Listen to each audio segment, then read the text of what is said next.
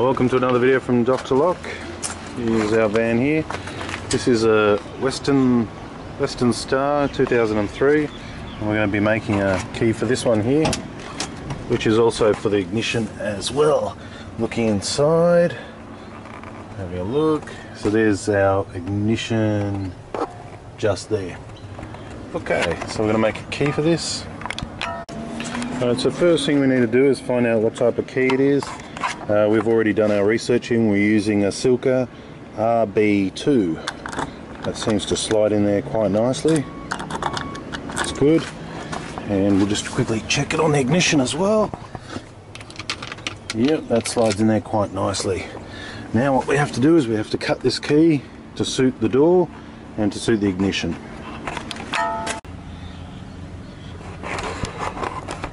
Okay, so we're just having a quick look at the key on computer now. With this particular one we were lucky enough to have the code, so that allowed us to find out what model, and it's coming up under Freightliner here. It's also showing us a picture of the key, and from there we can work out how the key needs to be cut. So this particular one here, it's 2003, and we're although it's a Weston Star, we found it under Freightliner, and we're going to cut the key now. Alright, so we've put our key into the machine. As you can see, we've entered in all the information, so it should be as simple as cutting the key now.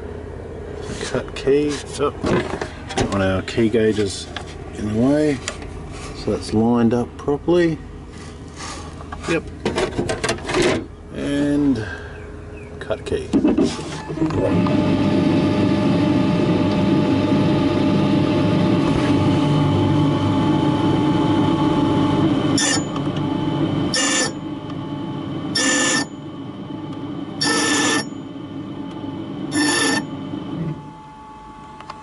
Now our key's cut. Now we're going to give it a test. Okay, so now we have our key which we've cut, trying it in the door, and no action. So basically the code we got given was incorrect, so now we're going to have to make the key from the lock, which is another process. First of all, what we're going to do is either remove this whole door skin or try and find another way to get and remove the lock. First of all, I'm going to try removing this, see if we can get access to the back of it. Okay, so we've removed the light here, and this is using one of these hexagon type screws, so that came out quite easily.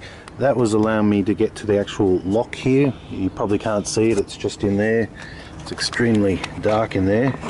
Torch in there, if you can see it there. The lock is held in by a horseshoe, and I'll just give you a look at that. That's the horseshoe. And I used these long pliers in here on an angle and was able to basically stick this in like this and pull the horseshoe out. Now we can get to the back of the lock.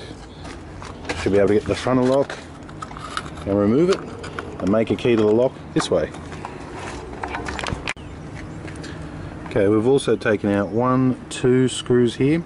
This part fell off the back of the lock. This is used to space the lock so that the grooves on the lock line up. So you would have your lock coming through, you'd put this on, and then you would put this over the top of it to hold it into place. To access it, the 2 screws there give me plenty of access, as you can see, and there's my lock. I need to disconnect this part here, and just take the lock out. It's going to fall out. Come around this side. So be careful of that plastic part, and there we have the lock. From this now we can make a key, as the original key didn't work. Okay, making a key from the lock. So what we've had to do is we've put in the blank key blank, and looking through this little tiny hole in here we can determine what the key should be. Looking through here and looking through here and here as well. So this one I've cut the key. Key goes in, turns freely, nice and easily. Okay, what I've done then is I've entered in the combination and cut it on the machine over here. I've then put it into the computer, and it's given me a little key code number here. So what I've done is I've written that down for the customer here, meaning that when they lose their key next time, from that number we can then cut the key without having to remove the lock. So we worked out what the key is, and then basically found out what the key code is for next time, so that way it'll save having to pull the lock out next time. Now we'll go put it back in. Okay, so now we have our lock. I'm going to put it back in, sliding it in from the front, and now connecting up the rod and the packer as well. Okay, so that's it hooked up. We've got the plate underneath, then the horseshoe, and then our pole there. Alright, now so we're going to put this back with these special screws, and then we're going to put this back as well. And we've also tested the key in the ignition. Here's our ignition all the way down here, and that, so we are good to go. We can also check it on the other side door as well once we put all this back. Okay, so as you can see, all the panelling's back in, the lights back in, everything's back to normal. I must say the Weston Star's been a real pleasure to work on. Nice and straightforward.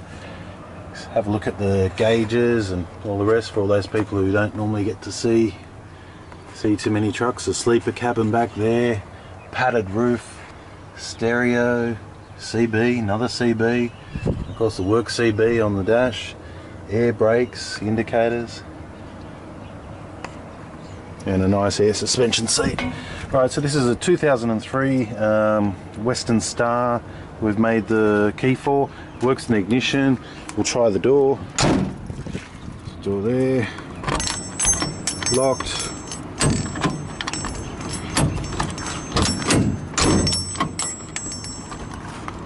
Locked. Unlocked. And we'll just try the other side. Now, assuming these keys are all the same. Yep. And we'll lock it up.